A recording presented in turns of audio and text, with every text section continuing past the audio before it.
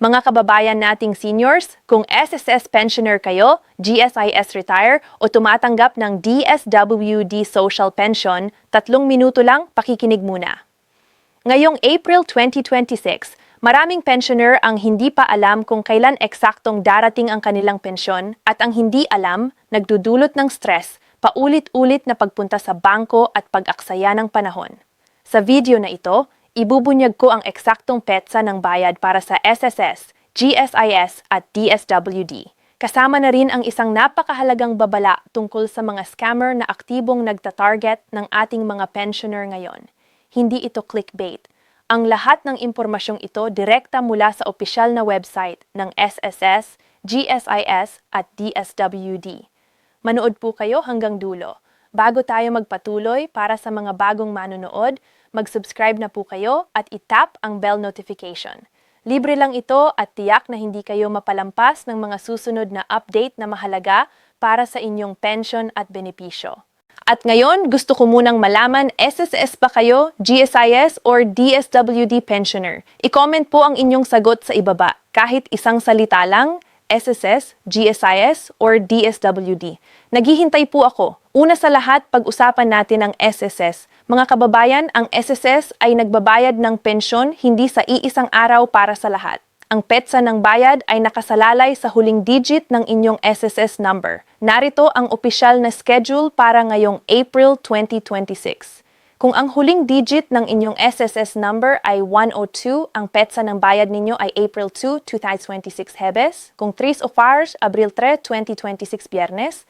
Kung 506, April 7, 2026 Martes. Kung 7 April 2026 Miyerkules. At kung 9 April 9, 2026 Hebes, hanapin ninyo ngayon ang inyong SSS number. Hinating na ng huling digit. Yun ang inyong petsa ng bayad. Ang Abril 4 at 5, Sabado at Linggo ay hindi araw ng trabaho ng bangko. Kaya ang mga may SSS ending sa 5 at 6 ay nagsisimula sa Abril 7. Ngayon tanong ko sa inyo, nasaan pumupunta ang inyong SSS pension? Sa bangko ba tulad ng BDO, BPI o Metroank or sa inyong UMID card or sa inyong e-wallet tulad ng GCash? Ito ay napakahalaga kasi ang bilis ng pagdating ng pensyon ay depende rin sa inyong payment channel. Kung hindi pa kayo naka-enroll sa SSG Pay or hindi pa nakalink ang inyong bank account sa inyong SSS record, posibleng mabagal o maabala ang inyong pensyon. Huwag mag-alala. Pag-usapan natin ito mamaya sa portal walkthrough. Para naman sa mga SSS pensioner na may dependent, ang inyong dependents allowance ay kasama sa inyong monthly pension. Tiyaking updated ang records ng inyong mga dependents sa SS. At isang mahalagang reminder, kung mayon kayong SSS loan na hindi pa nababayaran, ibabawas ito sa inyong monthly pension. Kung gusto ninyong malaman ang inyong net pension amount pagkatapos ng deduction, pag-usapan natin yon sa portal walkthrough section mamaya. Ngayon, pag-usapan naman natin ang GSIS. Para sa ating mga retired government employees, mga guro, pulis, sundalo, at lahat ng dating kawani ng gobyerno, makinig ng mabuti. Ang GSIS ay nagbabayad ng pensyon sa ika-15 ng bawat buwan o sa pinakamalapit na araw ng trabaho, kung ang ika-15 ay holiday o weekend. Ngayong April 2026, ang April 15 ay isang miraculous. Kaya ang inyong GSIS pension ay darating sa April 15, 2026. Para sa mga GSIS pensioner na may Land Bank A, GSIS card, Plus o Union Bank account, ang pensyon ay automatic na ide-deposito sa araw na yon. Kung meron kayong pending na GSIS loan, katulad ng policy loan or emergency loan, ibabawas ito sa inyong monthly pension. Para malaman ang inyong net pension, i-check ang inyong EGSIS MO account. Pag-usapan natin yun mamaya. Mga kababayan, nakapagsumit na ba kayo ng inyong APIR? Para sa mga hindi pamilyar, ang APIR ay ang Annual Pensioners Information Revalidation. Sitwi ang gingwa in GSIS para makonfirm na buhay pa kayo at patuloy na makatanggap ng inyong pensyon. Kung hindi pa kayo nakapagsumite ng APIR para sa taong ito, posibleng mapigilan ang inyong pensyon. Hindi biro ito, mga kababayan, ang APIR ay maaaring gawin sa pinakamalapit na GSIS Center, sa GSIS kiosk sa inyong LGU o online sa pamamagitan ng SASMO app. Para sa pinakabagong deadline ng APIR, bisitahin ang gsis.gov o tumawag sa GSIS hotline 847-4747. At para sa mga GSIS pensioner na may expired e-card, huwag ipagpaliban ang pag-renew. Tumawag sa GSIS hotline o pumunta sa pinakamalapit na GSIS office. Baka ito ang dahilan kung bakit hindi pa darating ang inyong pension. Ngayon, para naman sa ating mga senior citizen na tumatanggap ng DSWD Social Pension, mga kababayan, ang DSWD Social Pension ay para sa ating mga indigent senior citizen. Yun ang mga matatandang Pilipino na 6 taong gulang pataas na walang regular na source ng kita, walang SSS o GSIS pension at nangangailangan ng tulong mula sa gobyerno. Ito ang mga kailangan para maging kwalipikado. Una, na taong gulang pataas. Pangalawa, walang SSS, GSIS o anumang government pension. Pangatlo, walang regular na pinagkukunan ng kita. Pang-apat, nakatira sa komunidad hindi sa nursing home o institusyon. At panglima, certified ng barangay na indigent. Kung kwalipikado kayo, ang halagang natatanggap ngayon ay 500 bawat buwan. Ibinibigay kada quarter, ibig sabihin 1,500 bawat 3 buwan. Ngayong April 2026, ang pamamahagi ng DSWD Social Pension ay ginagawa sa pamamagitan ng LGU. Ang eksaktong petsa ay iba-iba sa bawat lugar. Makipag-ugnayan sa inyong barangay o munisipyo para malaman kung kailan ang pamamahagi sa inyong lugar. Sa mga bayan siya, kung meron kayong kakilala o kapitbahay na senior citizen na nangangailangan at hindi pa sila nakakatanggap ng DSWD Social Pension, tulungan natin sila. Maaari silang mag-apply sa kanilang barangay. Libre ito. Karapatan nila ito bilang Pilipino. Kung hindi natin sila tulungan, sino pa? And isa pang mahalagang bagay, may mga taong nagtatanggap ng bayad para sa DSWD Social Pension application. Mga kababayan, libre ito. Huwag magbayad ng kahit sino. Iyon ay scam at pag-uusapan natin ito ng mas detalyado sa susunod na section. Mga kababayan, ituturo ko sa inyo ngayon kung paano i-check ang inyong pension status online para hindi na kayo kailangang pumunta sa bangko o opisina para lang malaman kung darating na ang inyong pension. Para sa SSS pensioners, pumunta sa www.ss.gov.ph. I-click ang MySES at mag-login gamit ang inyong registered email at password. Kung wala pa kayong SSS account, mag-click sa Not Yet Registered and sundin ang mga hakbang. Kakailanganin ninyo ang inyong SSS number, email address at mobile number.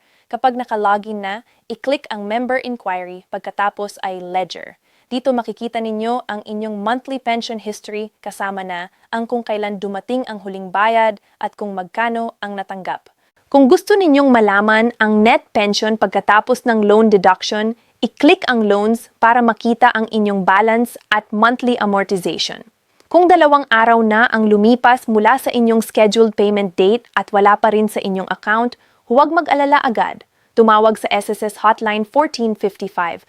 Available sila Lunes hanggang Biyernes 8 a.m. hanggang 5 p.m.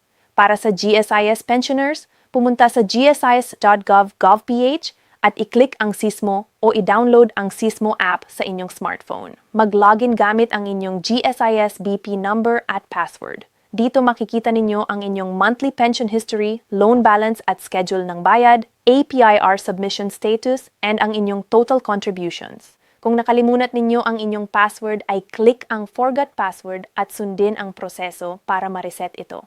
Para sa tulong, tumawag sa GSIS Hotline 8474747.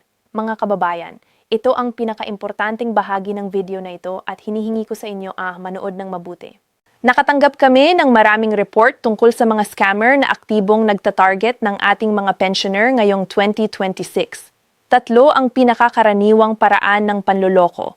Scam number 1, pekeng SSS o GSIS text message. Nagpapadala sila ng text na nagsasabing, "Congratulations, may special bonus kayo mula sa SS." I-click ang link na ito para maklaim.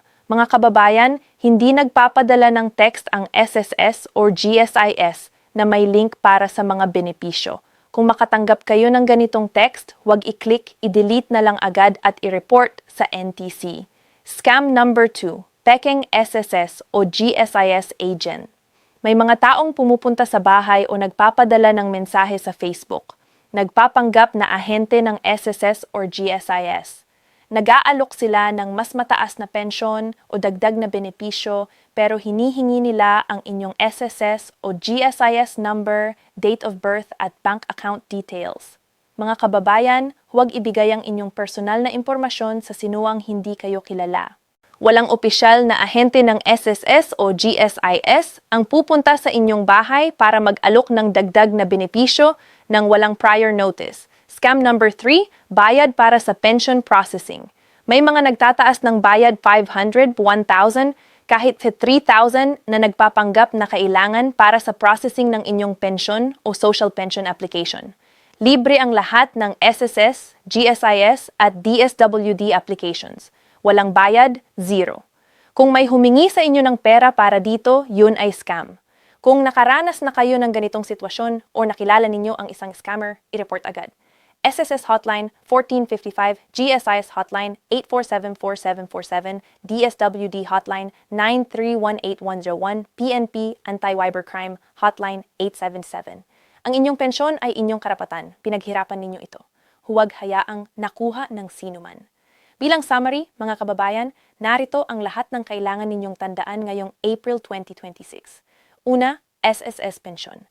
Bayad batay sa huling digit ng SSS number Abril 2 hanggang 9, 2026. Pangalawa, GSIS Pension. Bayad sa April 15, 2026. Tiyakin ang APR submission ninyo. Pangatlo, DSWD Social Pension. Makipag-ugnayan sa inyong barangay para sa eksaktong petsa. Pang-apat, i-check ang status. May SSS para sa SSS, Exismo para sa GSIS. At panglima, mag-ingat sa scammers. Libre ang lahat ng opisyal na serbisyo. Huwag ibigay ang personal na impormasyon. Mga kababayan, ang inyong pensyon ay hindi isang regalo. Hindi ito palimos. Ito ay karapatan ninyo bilang manggagawang Pilipino, bilang retirado, bilang senior citizen ng ating bansa. Pinaghirapan ninyo ito. Matagal ninyong hinintay ito. Ang Pension and Finance PH ay nandito para tiyakin na palagi kayong may tamang impormasyon. Para hindi kayo maalinlangan, para hindi kayo maloloko, para palagi kayong protektado. Kung nakatulong ang video na ito, pakibigyan kami ng like at isubscribe kung hindi pa. At pinakaimportanteng bagay, ishare ito sa inyong mga kaibigan at pamilya, lalo na sa mga senior citizen na naghihintay ng kanilang pensyon ngayong Abril. Isang share lang.